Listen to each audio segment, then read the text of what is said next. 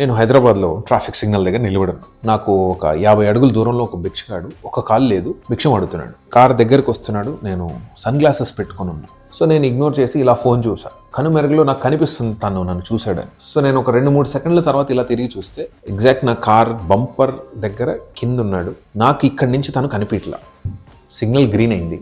1, 2, 3 seconds దాటింది. అయితే వెనక నుంచి ఫుల్ హార్న్స్ వాయిస్తున్నారు. నాకు కొంచెం డౌట్ ఉండే, కిందికి వెళ్ళినట్టున్నాడు, ప్రాబబ్లీ వస్తాడేమో, లేస్తాడేమో అని. నేను కాన్ఫిడెంట్గా హోల్డ్ చేసుకొని ముందుకు వెళ్ళాలా. అలా 3-4 సెకండ్లు దాటిన తర్వాత అప్పుడు ఈయన లేచాడు. ఇలాగా లేచి నాకు లుక్ ఇచ్చి కుంటుకుంటూ వెళ్ళిపోయాడు. మరి నా కార్ దగ్గర 3-4 సెకండ్లు ఉండడానికి గల కారణం ఏంటి?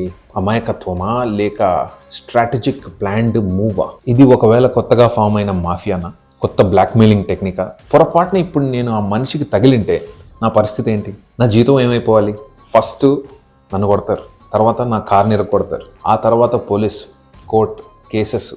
నా ఇన్నోసెన్స్ నేను ప్రూవ్ చేసుకోవాలి అంటే ఆ ఏరియాలో ఉండే సీసీటీవీ కెమెరాస్ ఆపరేట్ చేసి ఆ డేటా నేను బయటికి తీసుకొని ఇంకా నేను కోర్టుల చుట్టూ తిరిగి వాయిదాకి వెళ్ళి, లేదా ఒక డాష్ క్యామ్ అంటే ఇది కార్ మీద పెట్టుకుంటారు చాలామంది లైవ్ రికార్డింగ్కి ప్రూఫ్ చేసుకోవడానికి, నా సేఫ్టీని ప్లాన్ చేసుకోవాలి.